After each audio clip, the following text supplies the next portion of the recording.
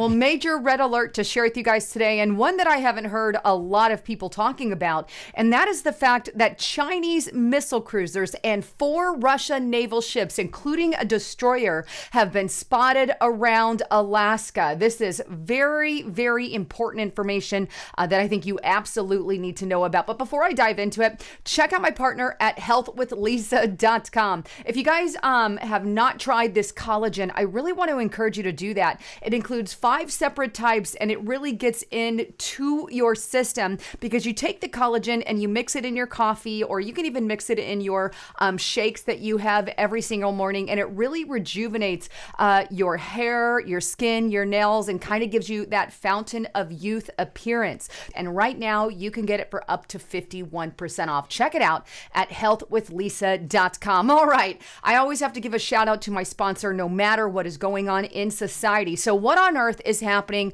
over and around Alaska? Well, in the Bering Sea, our U.S. Coast Guard has spotted some ships, naval ships from both China and Russia. Take a look at where I found it, and this is on the WashingtonTimes.com. Thankfully, they're talking about it, and here it's a very recent article, Monday, September 26, and its headline, Coast Guard spots Chinese, Russia, and naval ships off of Alaska. It states, a U.S. Coast Guard ship on routine patrol in the Bering Sea came across a guided missile cruiser from China, officials said on Monday. But it turned out the cruiser wasn't alone, as it sailed about 86 miles north of Alaska's Kishka Island on September 19th. Now it goes on. The patrol boat, known as a cutter called Kimball, later discovered there were 2 other Chinese naval ships and 4 Russian naval vessels, including a destroyer, all in single formation. Now, the Honolulu-based Kimball, a 418-foot vessel, observed as the ship broke formation and dispersed. A C-130 Hercules provided air support for the Kimball from the Coast Guard station in Kodiak. The Coast Guard said Operation Frontier Sentinel guidelines called for meeting presence with presence when strategic competitors operate in and around United States waters. The Kimball will continue to monitor the area. It concludes, this was not the first time Chinese naval ships have sailed near Alaskan waters. In September 2021, Coast Guard cutters in the Bering Sea and North Pacific Ocean encountered Chinese ships, some about 15 miles off of the islands there. So here's what we have. We've got some buildup, not only Chinese, like we've saw in 2021, but now we also have Russian naval ships with that, and one of them being a destroyer, or at least according to the article, that is one of them being a destroyer. But this is in and around United States waters, and this is 4 Russian naval ships and 2 from China. So, and what makes this even more interesting is the fact that they were, as it states, in a, formation, a straight formation, if you will, a single formation line. Meanwhile, tensions are growing between the United States, Russia, Ukraine, NATO, and Europe, and so much more is going on.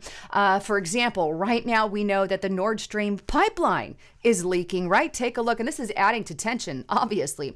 We have Forbes.com, sabotage suspected as Russia gas leaks from ruptured Nord Stream pipelines in the Baltic Sea. Nord Stream 2 had been completed in 2021, but has never been used. So how is there any gas in it to leak out? Because the operators of the line had filled it with 117 million cubic meters of gas in order to commission and test the line. As pressures rapidly decline, the dramatic half-mile wide Baltic Sea bubble show will fade. Now, right now, there's a lot of speculation that it was sabotage. Take a look here at what Germany is saying, who is directly impacted by this particular pipeline leak, if you will. And this is on FoxNews.com. Gas leak in Nord Stream pipeline likely caused by sabotage, according to Germany. And then there's also this, dailymail.co.uk. Ukraine also weighs in. Ukraine has accused Russia of Nord Stream terror attack as gas leaks from sabotaged pipelines send vast rings of churning bubbles up to 300 foot wide to the Baltic Sea surface following undersea explosions. explosions. Now, I know that people are on both sides of the fence. That could have been a sabotage from Russia, that could have been a sabotage from Ukraine, or that could have been a sabotage from fill in the blank.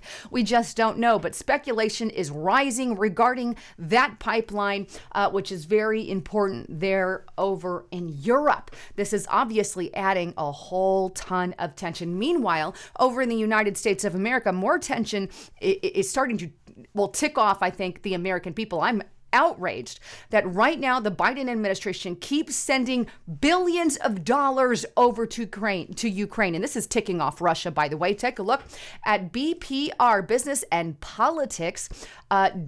.com. I do not consent. Americans sound off when Congress approves yet another $12 billion to Ukraine. A procedural vote on $12 billion in new aid is planned for Tuesday in the Senate. And if it is ultimately approved, the total amount of funding for Ukraine would reach approximately $65 billion.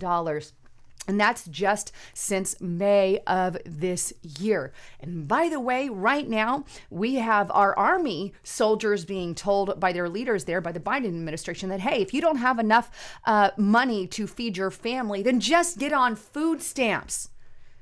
Why is that happening? Well, we're sending all the money over to Ukraine. I'm done. We don't have it. Stop sending it and stop getting involved and stop freaking ticking off a nuclear powerhead like Russia, who now, by the way, we have Chinese missile cruisers and a Russia destroyer and other Navy ships from China and Russia in and around United States waters. And then I see this article, which should send chills down your spine. This is on MSNNewsweek.com, and here it is. NATO would be too scared to react if Russia drops a nuke first, says Putin ally. Who is this Putin ally? How about the former Russian president, Dmitry Medvedev, issued a warning that Moscow would use nuclear weapons if it needed to, and suggested that NATO would not reciprocate in kind because it was too afraid.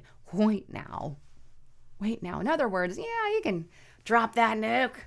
And NATO's not going to do anything. Notice he didn't say any word about the United States of America.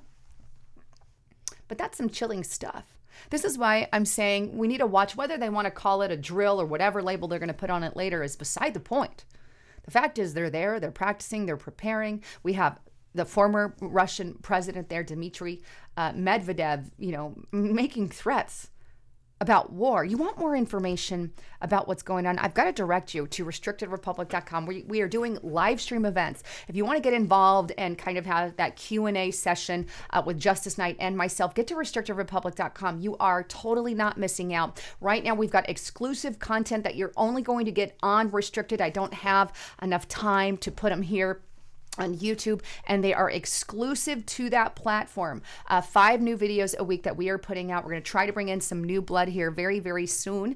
But with that, right now, you can get Restricted Republic for $5 per month for the entire first year. Use the coupon code TRUMP to take advantage of that special offer. Anyhow, with that, I love all of you. Thanks again for tuning in. I'm Lisa Haven, signing out.